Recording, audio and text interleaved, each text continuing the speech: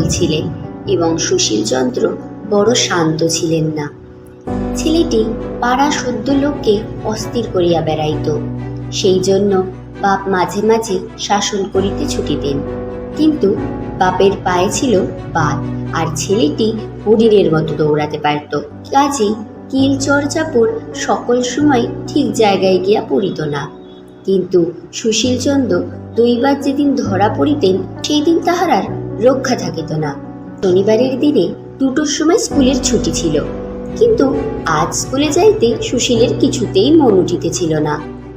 তাহার অনেকগুলো কারণ ছিল।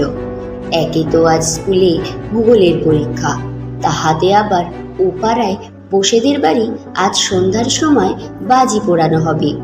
সকাল হইতেই সেখানে ধুমধাম চলিতেছে। সুশীলের ইচ্ছা সেইখানেই আজ দিনটা কাটাইয়া দেয়। অনেক ভাবিয়া